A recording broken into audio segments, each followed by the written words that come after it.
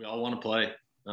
We're ready to play. I'm looking to face hitters this week, whether it's here or in Arizona, just to keep things moving. I think we all want to play, but we want to be treated fairly.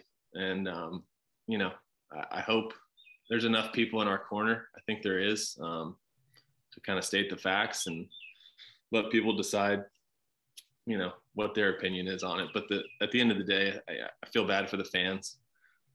I got kids that are starting to get into watching baseball, and they're like, "Dad, aren't you supposed to be at spring training?" And kids in the neighborhood are like, "Why aren't you going to play for the Rockies this year?" I'm like, "I am. I just, we're working on some things." And nobody understands it, especially kids, and that's unfortunate because you can't really. There's no good way to explain it to them when grown-ups are fighting over money. But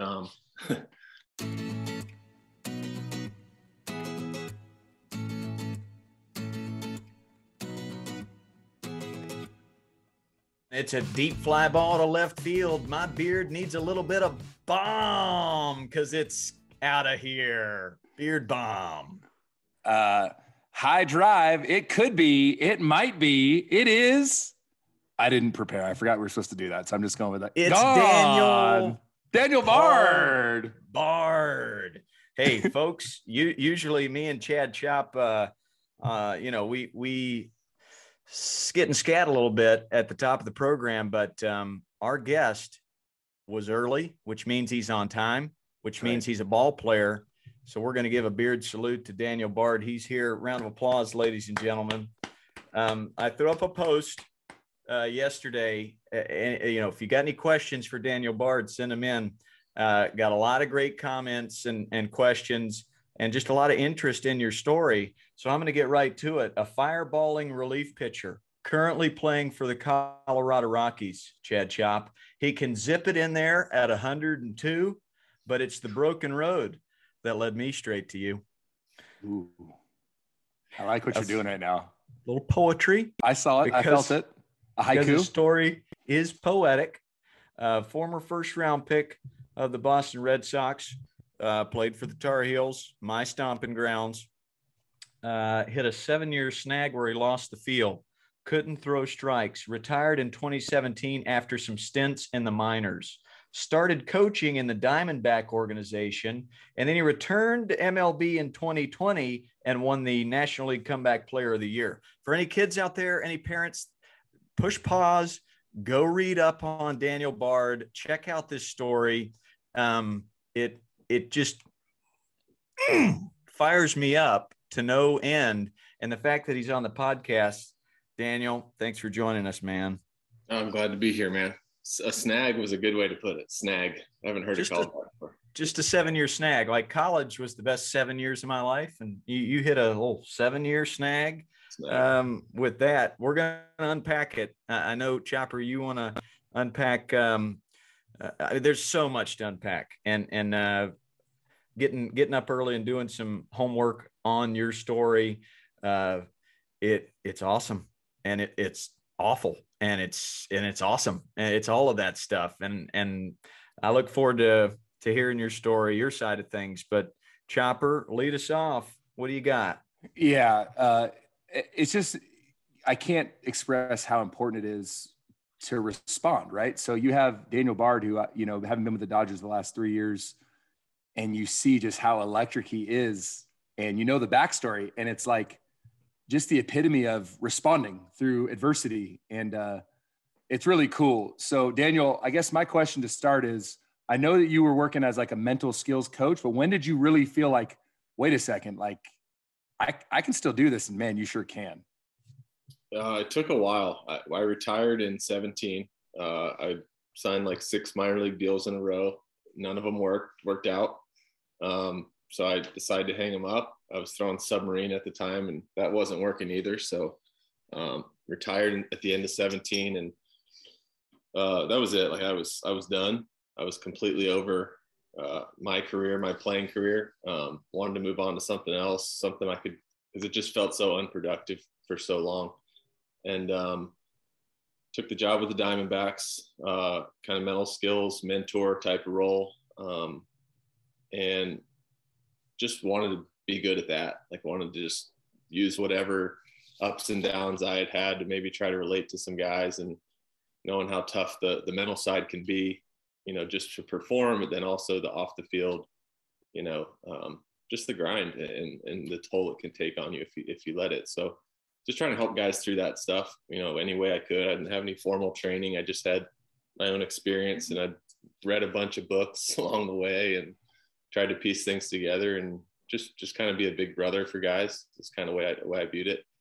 Kind of half coach, half big brother. So I was doing that, and I was about halfway through my second year on the job. Was really enjoying it. Finally I knew the guys, they knew me. There was a lot of trust there, and coincidentally, maybe my comfort level of moving into something else, I don't know exactly. I think it was a perfect storm of a lot of things that happened. But about halfway through that second year, I'm out there playing catch, and which I'd done a lot of times with guys, and they didn't know that 2 years before, playing catch was a challenge for me. Wow. But now that I was coaching, I was like, this isn't so bad. It wasn't overnight, but it was like over that first year, I didn't care as much. It wasn't about me anymore. About halfway through the second year, started being like, it's actually feeling really good. It's fun again. And I got guys who I'm playing catch with who are in AAA, big leagues, being like, dude, what are you doing? You're throwing harder than me right now. Yeah. I'm like, I'm just happy I'm hitting you in the chest most of the time. Like, they're like, well, dude, you got to do it again. I'm like, no chance. That was my initial response, was no chance. You don't know what I went through. I battled through this 5-6 years. It only got worse. And they'd be like, yeah, man, well, it looks really good. I'm like, all right, thanks. Had that conversation a bunch of times throughout the year while I'm still doing my job and trying to help them. And it was that off season. I kind of started messing around, throwing into a net in the backyard, just to see what was left, just to see if I ramped it up, got my arm back in shape, if the accuracy was still there, if that freedom, the fun, if that was still there when I put myself on a mound, put something at stake, and it turned out it was. So awesome. That's so cool. And you don't know this about me. I just took a head coaching job at a high school, and spent the last 8 years, 5 with the Giants and the last 3 with the Dodgers. And my wife's like, hey, I need you to come home. We've got 4 little boys. So inform the Dodgers, like, hey, I love you guys, but I got to go home, and my wife needs help.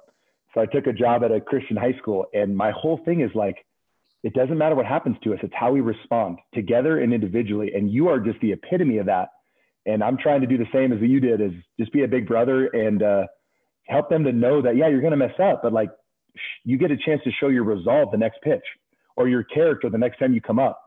And it's pretty cool, man. So it's so special to have you. I love that story. It's so cool. I love it. I appreciate it, man. Coach Ballgame. Beautiful.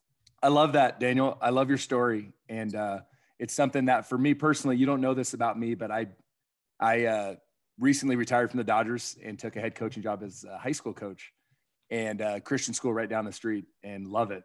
And it's all about like being that figure to them of like, hey, dude, it doesn't matter what happens. It's how you respond. It's how you treat people, and just changing the focus from results based to character based.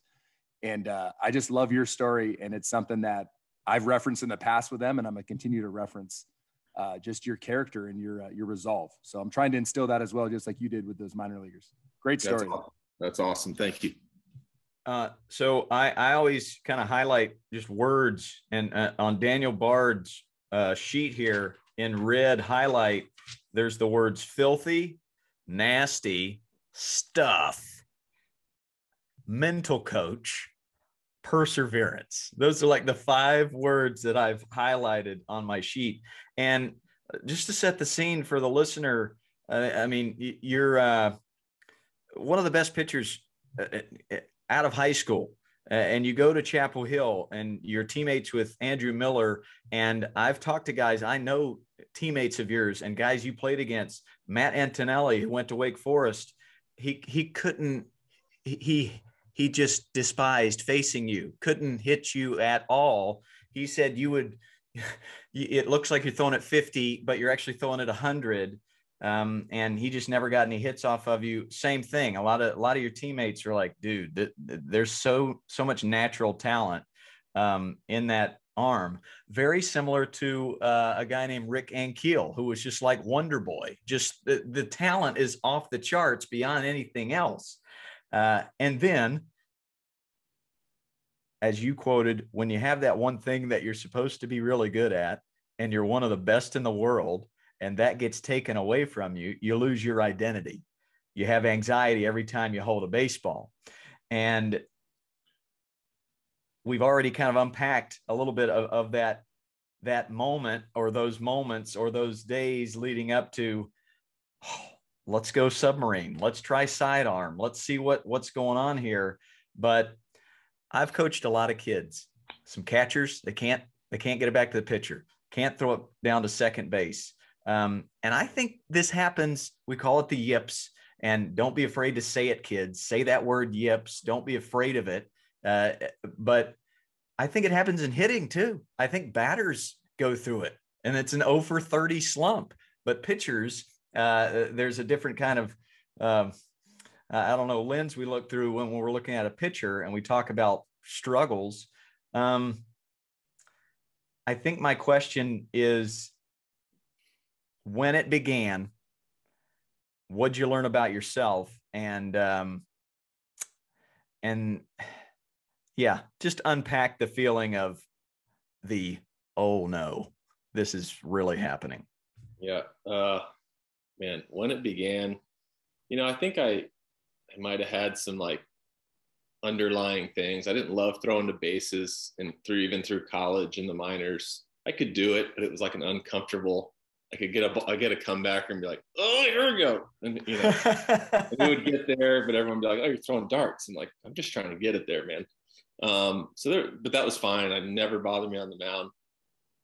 I get to the big leagues, have success. I'm almost, maybe not the best strike thrower, but pretty good, around the plate consistently. And, you have your days where you walk a guy, walk two, you don't think anything of it because you feel good. I felt good. Yeah. A couple got away, tough, tight strike zone, whatever. And then you have a day where like you had 4 or 5 pitches that went nowhere near where they were supposed to. And it might've like cost your team the game. You might've, I think it varies at every level. In my case, I was pitching the big leagues for the Red Sox. And I don't know if you know this, but it's like a pretty intense media market. After a win or loss that you play a big role in, you have 10 to 15 microphones. 10 to 15 people waiting at your locker when you come out of the shower in your towel, and they all stick a microphone this far from your face. Like I literally would take them, just say, hey guys, give me a couple feet. Thank you. Yeah. And you're still in your towel, and there's 16 people within 2 feet of you. And they say, what was wrong? What happened with the walks? Did you lose? What happened to the command of the fastball? Why'd you hit that guy in the head? That's all stuff bad enough as it is. But then you throw in this weird social interaction, I think, right after, you have that. And then you have even the days after, you're getting bombarded with texts and calls and people wondering, hey, what's going on? So something that was probably just like a bad day, maybe an exceptionally bad day, but people, even good players have those, turns into this like weird emotional burden. Yeah. And the next time you take the mound or you take the field, you're carrying that with you. And, there's an element of trauma, I think, involved with the more severe cases. I think there's some lighter cases that maybe last a week or two. Guys are like, throwing feels funny. And then they kind of goes away, but they're like, they know that feeling.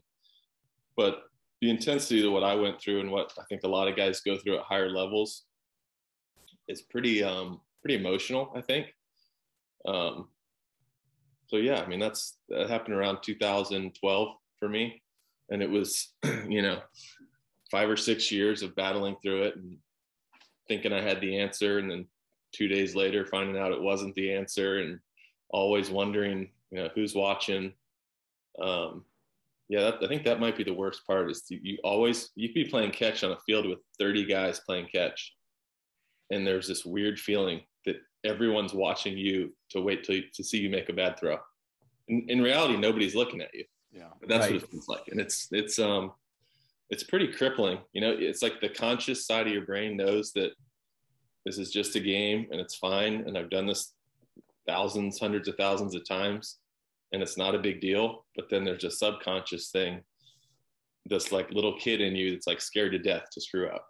Yeah. And yeah, it's a crazy thing. I tried to learn as much about it as I can, but there's some really smart people that don't even fully understand it. So absolutely. Well, we talked about it a few podcasts ago, performance anxiety. And a lot of that comes from a traumatic experience. You know, I've got 50-year-old friends that we go on a golf trip with, and we play competitive golf tournaments, and they turn into this other version of themselves when competition comes in. And then you kind of unpack that and realize something happened when they were 8 years old that they have not battled through. I mean, I read Rick Ankiel's book, The Phenomenon, 3 times, and he went deep into his trauma, which once something goes awry, and then the microphones go into your face, and then all the eyeballs are watching you, so to speak, it just snowballs. You quoted, "For 6 years, I couldn't throw a baseball without thinking where every part of my body was." And I mean, you know, Chopper, same for me when I'm teaching a kid, the less you're thinking about, the better. And it's so hard to just turn the volume down in that brain. As you retired and moved into coaching and the mental side of coaching with minor leaguers, did you find something with a certain kid? Was there a moment where you were able to turn the volume down in your head, and maybe was that because you were kind of looking through a coaching lens? Yeah, what you just mentioned, the kind of body awareness thing, that's something I learned a lot about. Is you're basically become really internally focused, I think is the term. That's what I've heard it called. So you have internal focus and external focus. Internal focus is you thinking about your own body in space, or positions, or how the ball feels in your hand. External would be the hitter, the strike zone, the way you want the ball to move, the shape of the pitch. Do I want those for a strike, or, you know, try to go for a chase? Like, those are all external thoughts. I think when you're going really good, your focus it's a tight focus, but it's external. Yeah. Like when I'm going good, I'm thinking about where I want the baseball to cross the plate and how I want it to be moving this way away from the hitter, or I want it moving in on his hands. And then I literally, all my body just falls into place to make that happen. When I'm going really bad, that's the last thing on my mind. And I'm thinking of like, man, that seam feels weird under my finger. And how am I going to get my arm caught up in time, and all this thing, and my foot's too open, too closed, and front side too high, too low. And you're thinking about that. And then, oh, by the way, I got to make a pitch that's 60 feet away and try to get a big league hitter out. And that becomes like the afterthought. And I think that's where you see like the big misses, right? They're all internal. Who's looking at me? What happens if this doesn't go well? And then you get literally right to release, and your body goes, oh crud, we still got to make a pitch. And it doesn't usually go very well. So no. I just did a post, kind of an advice to little league parents when they're at a game, and my post was all about positive tone and look through a lens of building character, instead of like yelling out elbow up or don't swing at a bad pitch. The reason I say that to a lot of parents is because it's going to cause the kid to go internal instead of that one positive external thought. You can't believe how many negative comments I got on this TikTok and Instagram, soft participation trophy. And it's like, I saw the post. Wow. I thought it was great. Yeah. And you know, major leaguers that saw it, Albert Pujols liked it. He sent me a message. So it's like hard to fathom that parents just don't understand that. Half the comments were so negative along those lines. Like they need to learn, you know, how to lose, and you shouldn't be saying attaboy after they mess up. You're just making them soft. And then I respond with, there are moments where I teach life lessons. That's my number one priority is life lessons, but I do it in practice. I do it the next day. I do it quietly in the dugout. I'm not doing it right in the middle of a game. So when you talk about when you're feeling good, there's so many crossovers to art. Like I love to act. I love to write. I love to play music. If I'm playing the drums and I'm just thinking about what I'm doing, I'm not listening to the bass player. We're not making good music. Same when an actor is acting a scene or improvisation, like you're at your best when you're listening and when you're external. So this jumps across so many different aspects of life. But I do love another quote, and I'll send it to you in a second, Chopper, but finding your identity as a dad helped. And I thought that was a great quote. You became a dad. I know, the support from your wife and your teammates during this process of the snag it was tough, but unpack that a little bit because I know for me, I don't get as nervous in a big meeting anymore because my daughters don't care. They just want me to play dolls with them and put makeup on. So yeah, unpack that a little bit. Finding an identity as a dad helped you. Yeah. I became a dad in 2015. We had our first son, Davis, and I was still playing.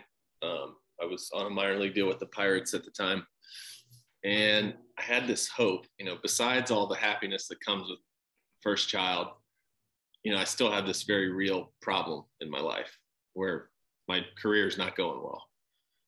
And I was, we're super excited about having the kid. And I was like, I don't really care if this happens, but wouldn't it be cool if I have this son and it flips a switch and I go out and throw and feel great.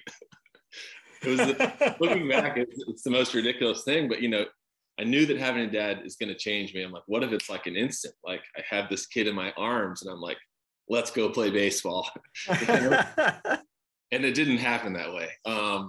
What it did do, I think initially, so I continued to play for 2 more years and be really bad after having Dave, after we had Davis. And what it did do was it did give me a much bigger why than what I was doing before. Like I could have the worst day ever and I would go home and want to quit that afternoon or that night.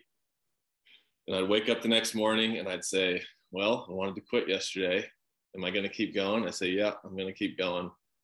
And I'm going to go try to be someone that Davis would be proud of, even though he's a year old at this point. He can barely talk or walk. But I'm like, when they look back at my story, no matter how it ends, I want them to know that I showed up to work every day, same attitude, same, enthusiasm, everything, until I decided I was done.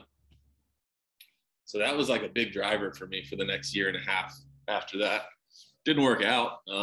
I didn't get any better, unfortunately, but it did. I mean, it made me, I think the people that were around me at that time, I was with the Pirates, the Cardinals, and the Mets.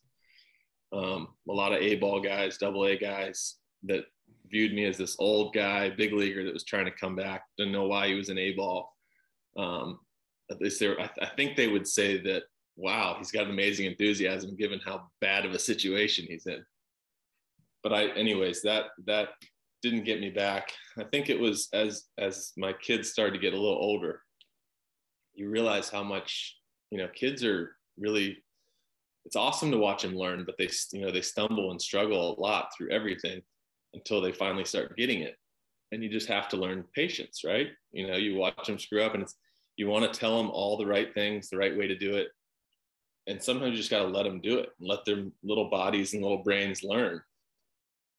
And I kind of started relating that when I was working for the Diamondbacks to my job. Like, what if we were the way we look at our kids and we have to show them patience? Like, what if we do that to ourselves? So I started kind of thinking like, I should be more patient with myself. I should have been more patient with myself. That's how I looked at it. Almost treat yourself like, yeah, you're going to screw up a lot in life. And especially in a game like baseball, where there's a lot of failure or you're trying to learn a new skill. And it's really hard at first, and you keep failing. If you beat yourself up about it, you're not going to learn it. Like, kids don't beat themselves up. You know, they stumble, they fall, they stumble, they fall, they stumble, they fall. And eventually they're walking. And it's because they didn't get mad at themselves every time they stumbled and fell. They might've cried, might've hurt, but they weren't like, you idiot, figure out how to walk. They just kept trying. And then they get better and better. And I think that way of learning applies to even adults and the way we go about things, but we don't always give ourselves a chance.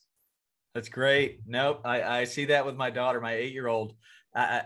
You know, she's a sweetheart, but there are moments when I'm like, we are on her every day about cleaning her room or whatever it is. And she just bounces right back. And she has this smile 2 minutes after. Like, I would be beating myself up. My parents are upset with me, but that's a great way of putting it. I never thought it that way, that just they bounce back so quickly. Chopper, I saw you grinning over there. What do you got?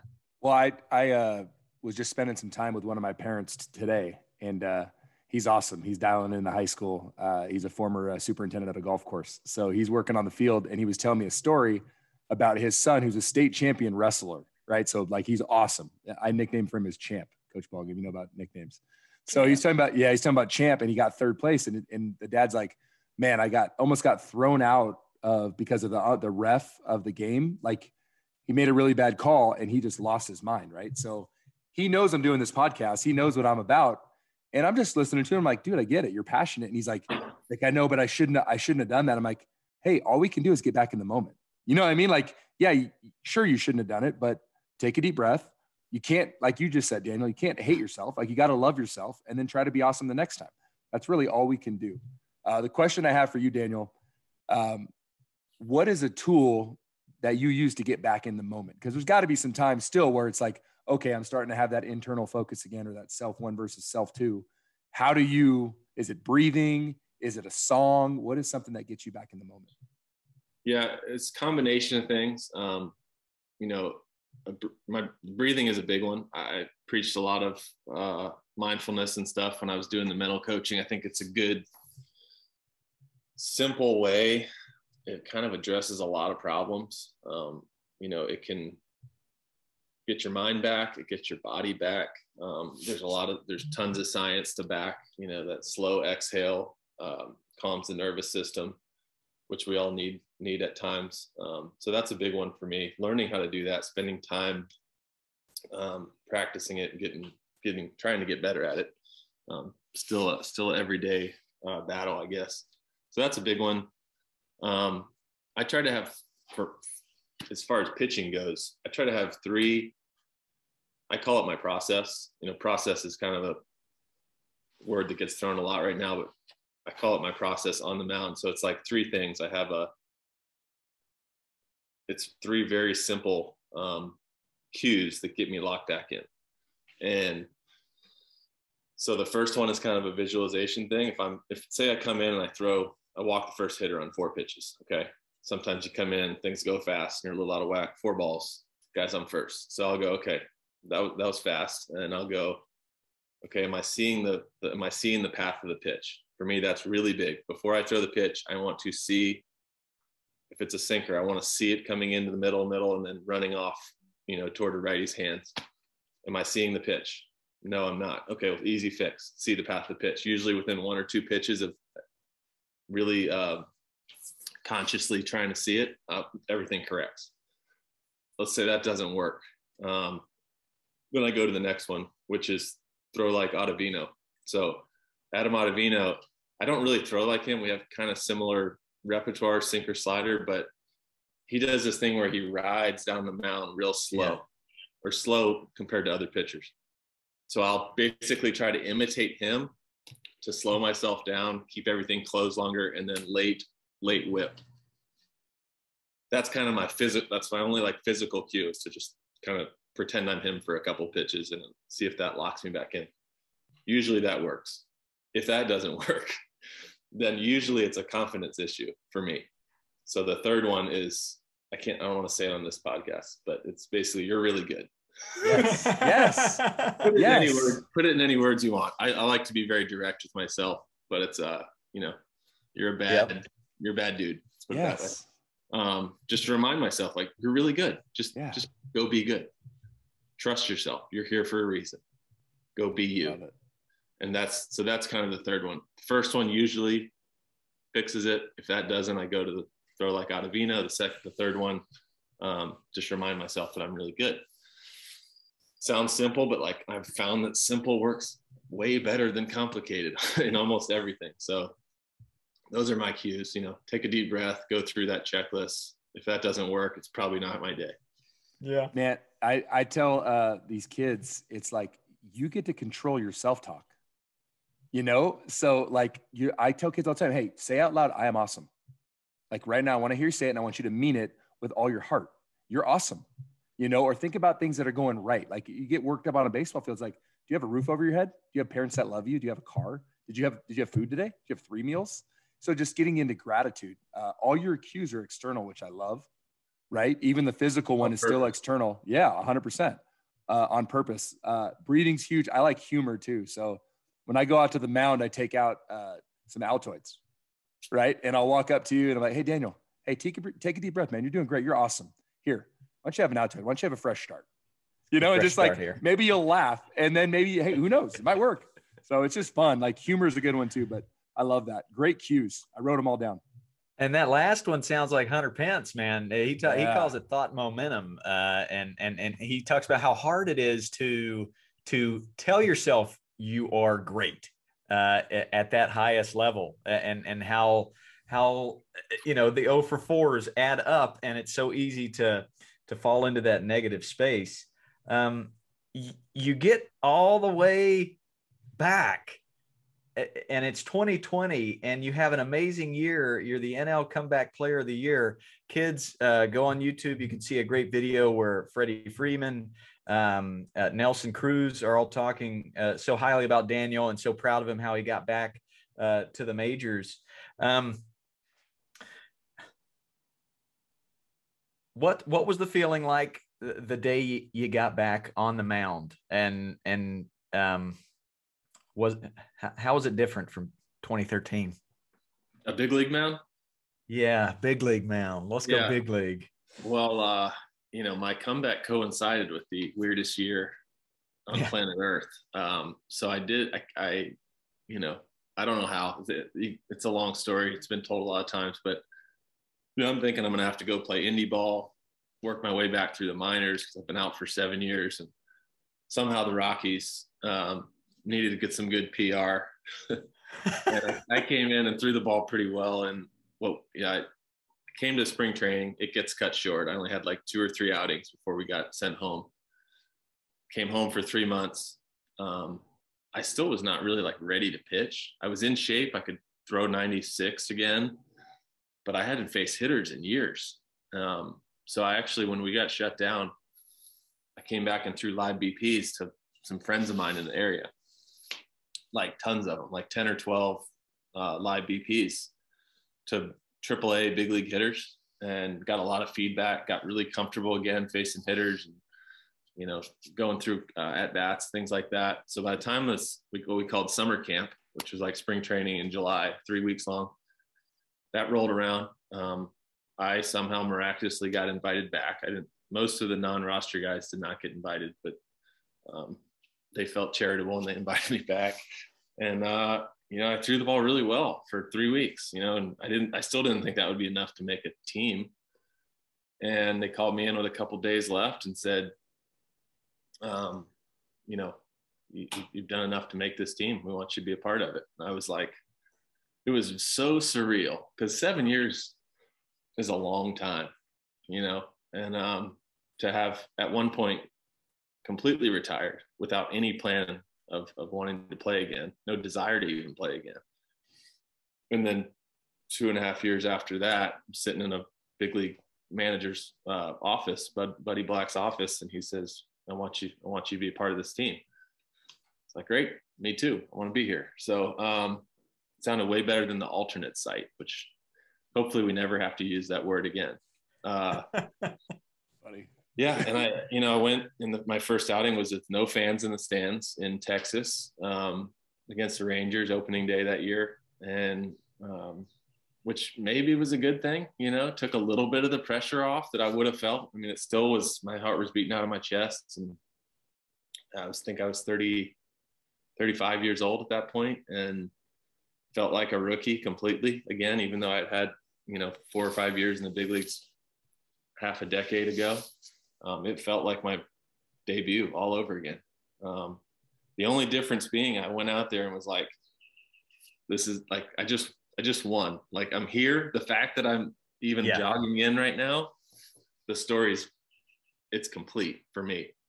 At that point, now I think a little different, but at that point I was like, it doesn't matter how I do. If I throw a pitch in a big league game right now, it's beyond anything I ever dreamed of for the last 7 years, So I think that took a lot of pressure off me. I was like, I went back and watched the video of it a couple times, and I was like laughing on the mound between pitches. So good. Yeah, it was. I don't do that normally, but I think that was me trying to like truly just be in the moment. And I love to keep reminding myself, we're just playing a game. We're playing a game. We're playing a game. No matter how big the moment gets. And I was pitching against you guys last year in LA. Yep.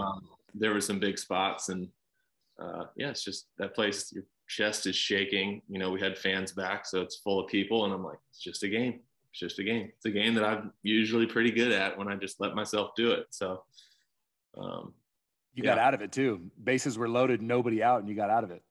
Oh, I walked the bases loaded. And you did, and you got out of it because you're nasty. It was amazing. It was amazing. It was pretty. So good. That's awesome.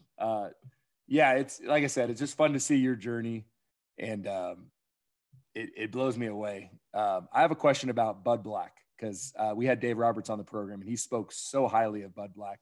What can you talk about Bud Black and his leadership, and how has that helped you in this process? That's a pretty special guy to have in your corner going through this too. Yeah, Buddy's like, he's interesting, man. He's like so cool, like he's nothing really seems to rattle him. He's got that like half grin smile on his face, like all the time. Yep. He never looks uncomfortable. And I don't know if that's something he practiced or something he was born with, but and it doesn't seem fake. He's still like, he's very in tune anytime you're having a conversation with him. He's locked in. I've had to go into his office and talk to him about some difficult stuff, whether it was stuff going on with the team, or I think there was a time last year where I accidentally showed him up. I might have flipped him the ball or something coming out of a bad outing. Had to go talk to him. I did it on my own, and he was like, he goes, I wasn't mad at you at all. He goes, I knew the emotions you were feeling in that moment. I wasn't going to hold it against you, but I appreciate you coming in and talking to me. He's just that kind of guy. Like he just makes you feel at ease. He lets you know you're important to the team, and that's really all you can ask for. I mean, I mentioned that when I said Dave Roberts, coach ballgame, how he's always present, so when you're talking to him, he's attentive, he cares. You're the most important person to him in that moment. And for our coaches out there, that's important. If a kid's talking to you, give them the respect that you demand, right? And give them that same level of, hey, I care about you, and I truly want what's best for you. That's really cool. That's awesome. Coach Ballgame? So good, man. Well, we were talking before the podcast started, Daniel's checking his phone to see what is he going to Mesa tomorrow? What's the next step? So I'm hoping you guys head to Mesa, Arizona for my Sandlot this weekend. I hope you're there. Right? It's going to be there Friday. I'm going to be there Friday and Saturday. I'd planned the Sandlot around spring training, but you're going to get started up at some point. Yeah, we know that. What are you most excited about as 2022 cranks up, man? Just getting filthy and nasty and bringing that stuff. Yeah. Those are all good things. Yeah, man. I know I'm talking with teammates right now. Actually got a pile of text messages here because we got the meetings going on right now. I mean, we all want to play. We're ready to play. I'm looking to face hitters this week, whether it's here or in Arizona, just to keep things moving. I think we all want to play, but we want to be treated fairly.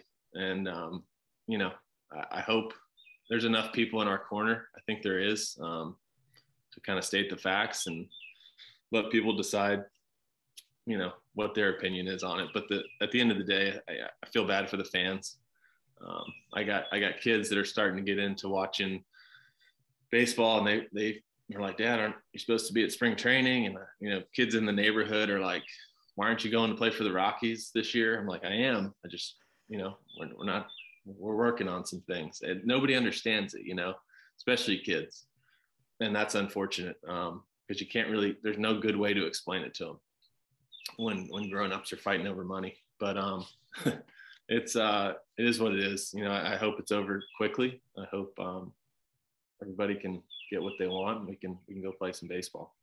I love that. I mean, what I've been telling a lot of parents and friends is, a lot of kids that come to my sandlot, they couldn't name a major leaguer. So they love when they see an Angel or a Dodger, but they don't know their names, and they don't know what lockout means, and they love the game of baseball. So when somebody asks me, is this lockout, are you gonna lose kids?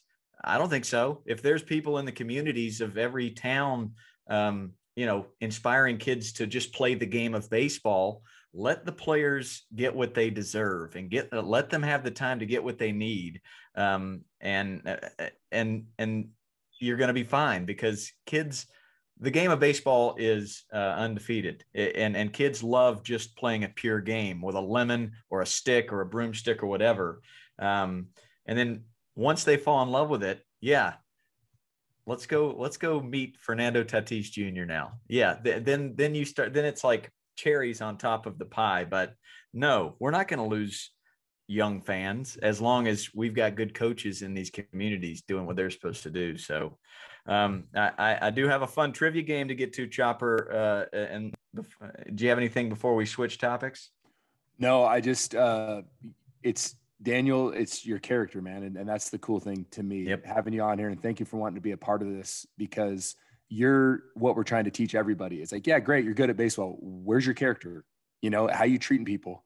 Are you nice? And you got through something that was really difficult, but that helped you grow into the man you are now, and the father and the husband. So good on you, man. It's tough, and you did it. And I'm proud of you. I don't even know you that well, but I'm proud of you.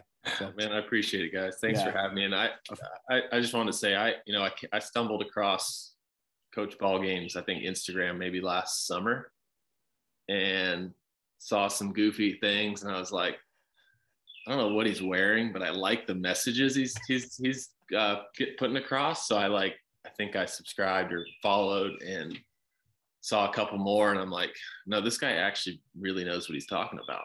And like I said, I have 2 boys and a girl. My oldest is 6, and he's not as into baseball as you would expect, a big leaguer's son to be. He's like, he thinks the stadiums are really cool, and he really wants to pick apart the scoreboard, like all the numbers, but he's not that into, like, he'll take 5 swings and he kind of moves on to something else, which as someone who knows how many reps it takes to be good at it, I'm like, yeah, but you're not going to be good if you only take 5 swings.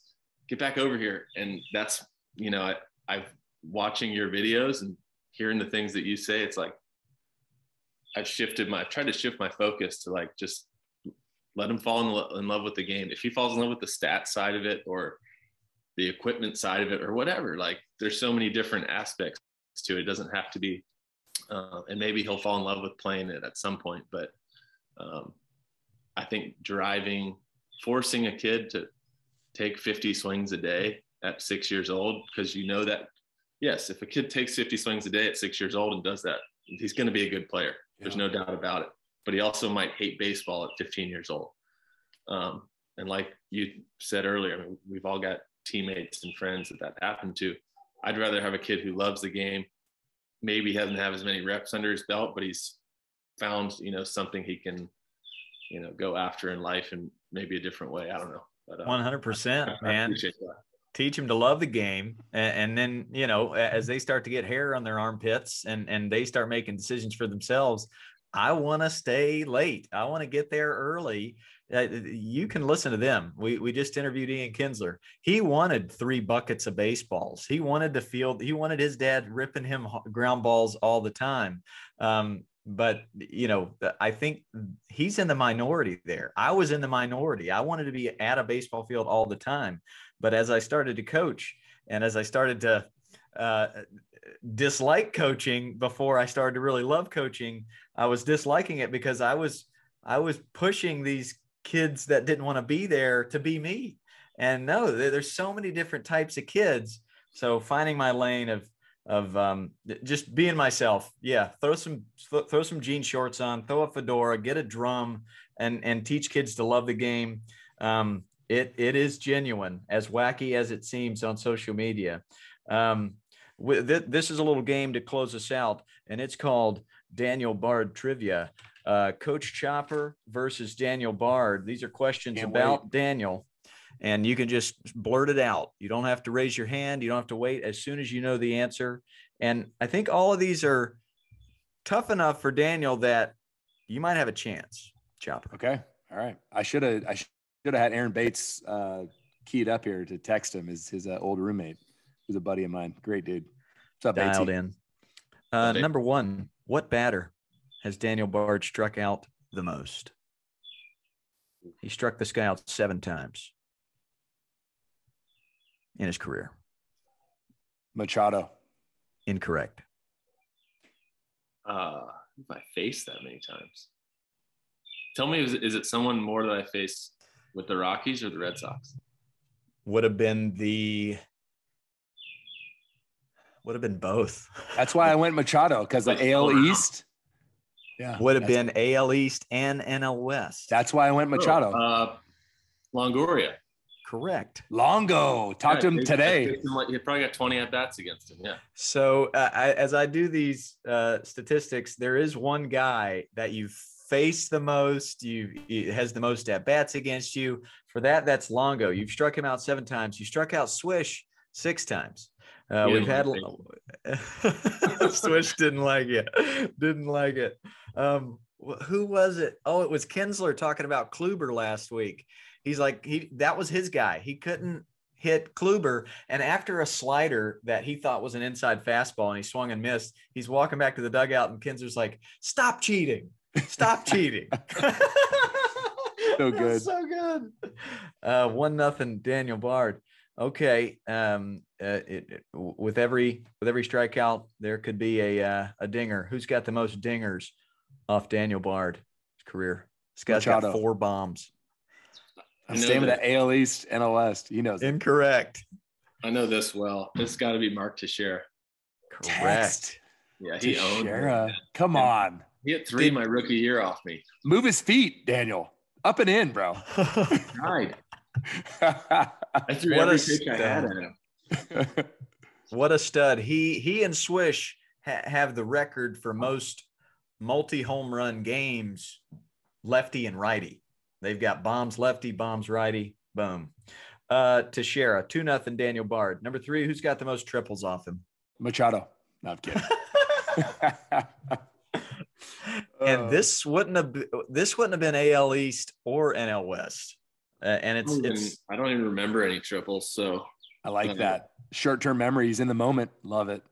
Think grinder. Think triple guy. Brett Gardner. Good guess. Thanks. It's a lefty bat. Oh, give me a team. Yes, and some initials. With him, I think Tigers. Oh, Granderson? Curtis Granderson. Nice. Yeah. The Grandy man. I was supposed to play with Curtis Granderson in the CPL, Coastal Plain League, for the Ashboro Copperheads, who are now the Ashboro Zookeepers. Yeah, just changed their name because we had a great zoo in Ashboro. But then he batted like 700 his freshman year of college and went to the Cape. That'll happen. Daniel's got 3 career at bats in the show. I think this is right. 3 career at bats in the show. How many hits does he have? 0. No offense. Oh, incorrect. Let's go. I'm pumped. Fun fact. Say 2 for 3. Fun fact. No, I'm a 333 career hitter. That's how I like to identify myself. Them's the rules. No, I had 2 at bats in 2012, and then I had an at bat this year, 2021, last day of the season. Base hits. Blowout game against. Well, actually, it wasn't a blowout. It was. We were doing a staff day last day of the season, and sorry, my kids are here. I love that. What's up? Attaboy. How's it going? Great. What is that? Is that watermelon bubble gum? What kind of gum you got in there? What is that? A Starburst? High chew? Big chew. So we call it baseball gum. It's the double bubble that comes. Oh, double bubble. Sugar free or sugar full there, bud? Sugar full. I think it's sugar full. Hey, our kids love that gum, right? Daniel, they need it. The rock hard, yeah. All right. Let me finish up. I'm almost done. Okay. We're almost done. Thanks for saying hi, buddy. Blow us a bubble. Can you blow us a bubble? Nothing. He's out. I don't know how to That's do it. okay. Someday you will, buddy. More Hey, let's pieces of gum. Let's give him an attaboy, Chopper. 1, 2, 3. Attaboy. See, dude, that's Davis, right? Is that Davis? That's Sykes. That's the middle one. Nice. That's the Oh, middle let's one. go. And you have 3? 3, yeah. Love it. Yeah. Awesome. Cool. You're Nice. 4. Well done. It's 4, yes. Nice to meet So- you, bud. Have a great day. You were 0 for 2 against Cole Hamels and then Humberto Mejia. Humberto Mejia. 1. Yeah, so last day of the season, I think, I haven't verified this, but it might be the last hit by a pitcher in the, let's say, the no DH National League era. Come It was on. on the last day of the season. Who's the last I mean- pitcher to hit a homer? Who's the last pitcher to ever hit a home run if there's no more DH? Trivia. Question. That's a good fact checker right there. That would be dialed in. You're a 333 hitter and the last one to get a hit. Logan Webb. I get a really? point. Oh, Logan I Webb hit a just added bomb. a point. Yeah, last game of the season. Final question. He had a strong season last year, but he did give up a walk-off bomb on August 23rd at Wrigley 23rd of Field. August. Yeah. Who threw out the first Who? pitch at that game? Coach. Ball game. Correct. Let's That- go. I'm on the just a board. few A few hours prior to that, the Cubs had gone in. I think they'd lost about 38 games in a row at home. Give or And take. I throw out the first pitch, and it had to have brought a little bit of juice. And Yeah. Daniel Bard, as much as I love you, hey, we got ourselves a W that night. That was a Like the rough music. series, for me. I don't know. Was that the Hap night or the Ortega night? That was Ortega. Oh, did That stinks. Happer get you too? Oh yeah, Multiple Happer Got me got the hot. next night. Oh, That's right. Hap got me the next night. That was those were my last 2 save opportunities of the year. So there's that. thanks for bringing that up. Gosh. Hey, Thanks, Cubbies.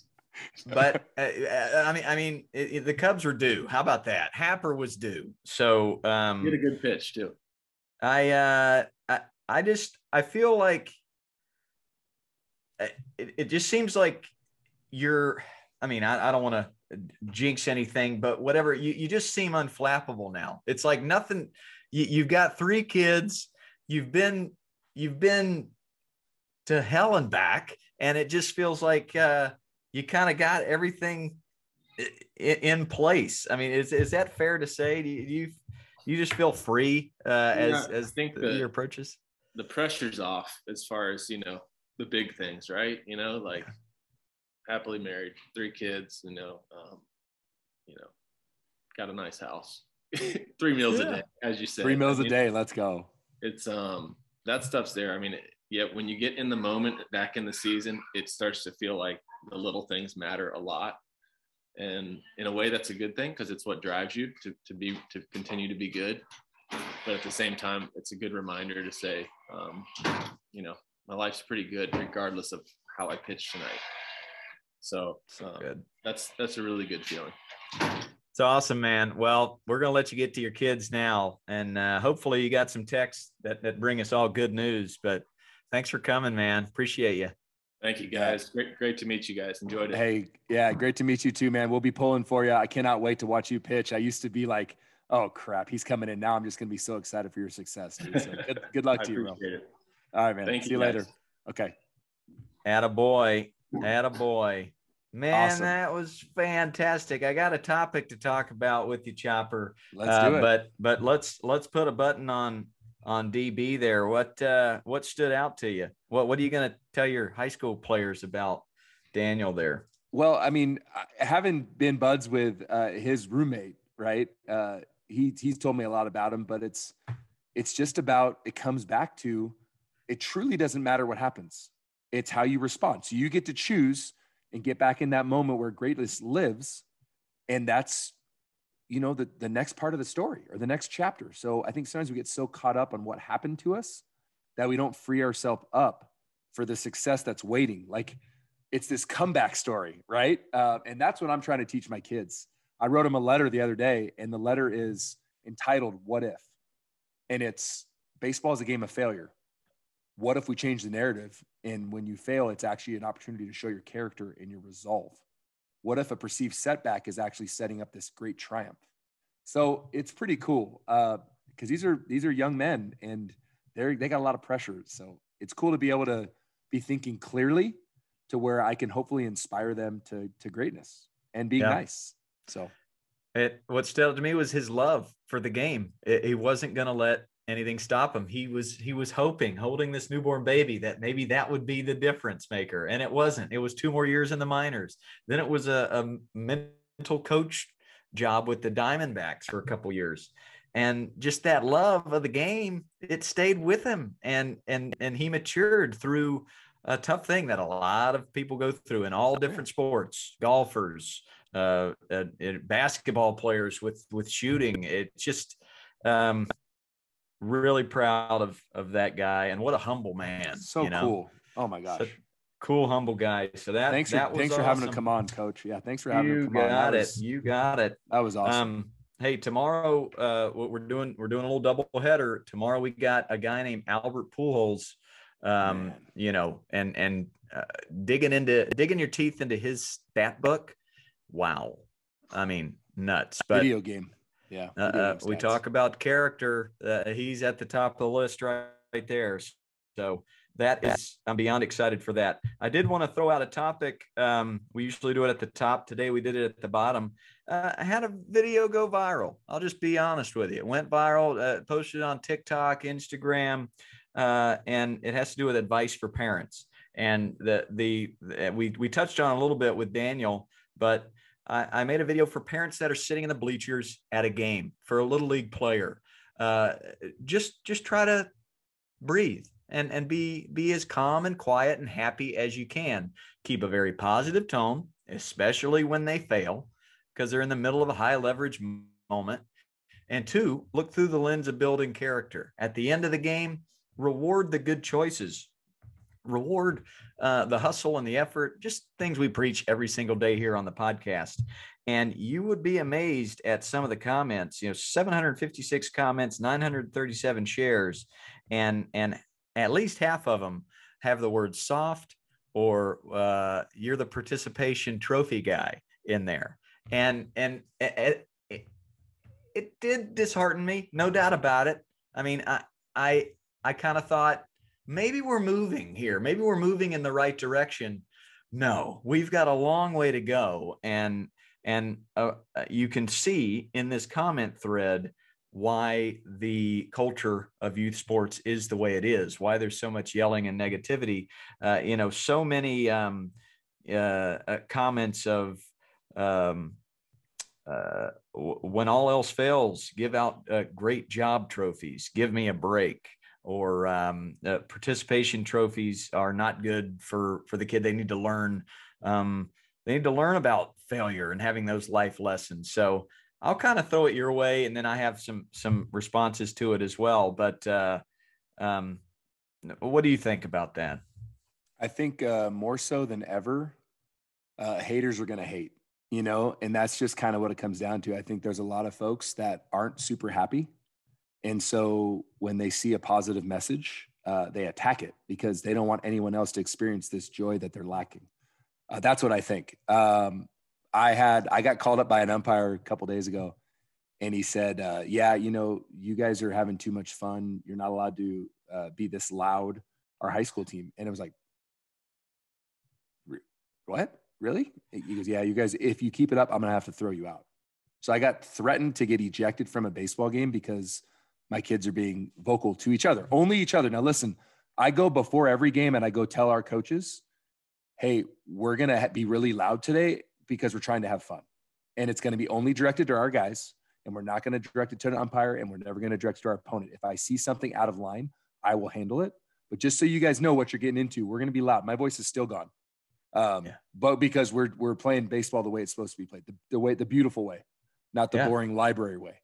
And and I got threatened to get ejected because one of our players' name is Ale, and that's his name. It's on the lineup card. And the umpire's like, you guys are chanting the soccer chant, Ale, Ale, Ale, Ale, when he's batting, and it's disturbing the pitcher. I said, yeah, but that's his name. He goes, yeah, but you're only allowed to cheer your own players and their names. I showed him the line. I go, yeah, it's my leadoff hitter. His name's Ale. And I handed him the lineup. He's like, yeah, you're not allowed to do that. You're going to get ejected. Okay.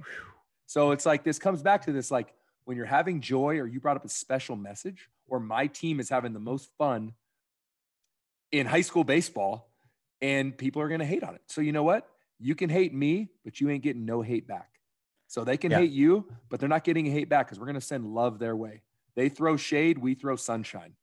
Love that. It's good. No, isn't that good? That's a quote. You can have that. Yeah. I can have that one. Yeah. They throw the shade, we throw the sunshine. I try to disengage with every negative comment I see because I understand where it's stemming from.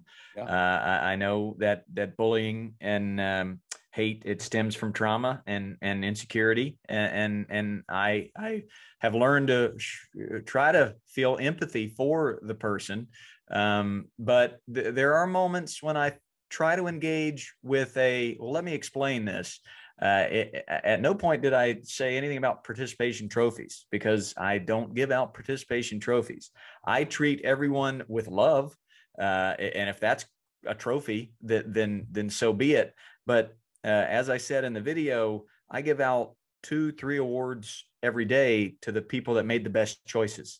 Didn't hit the most home runs, didn't throw it the fastest, but hustled the most, was the most kind, cheered the loudest, and just showed good sportsmanship. So that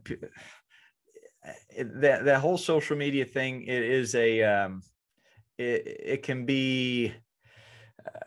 It can be a tough thing to tackle. And I know I'm not going to change everybody's way, but I do feel like we're at least putting a rock in people's shoe. We're throwing a stone into their sock and they're like, oh man, this thing's bothering me. Maybe I will listen to this guy.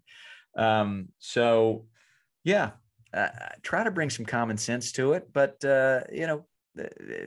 we're doing the best we can and getting just as many positive comments and just as many, I struggle with this myself. Great advice. I'm going to work on this and I'm going to share it with all my teammates. So, hey kids, I love that. They throw the shade, we throw the sunshine. Throw the sunshine, man. You are a ray of light. And I love that about you. And we got to coach a camp together. And even when the first second I met you, you can feel genuineness and you can feel heart and you can feel character and you exude it. So it's like, yeah, people are going to attack that. That's just what they're going to do. And that's not going to stop us. In fact, that's going to heighten our resolve. Like we're going to double down on this message because this is the message that matters, and what you're doing, Coach Ballgame, matters. And I love you for it.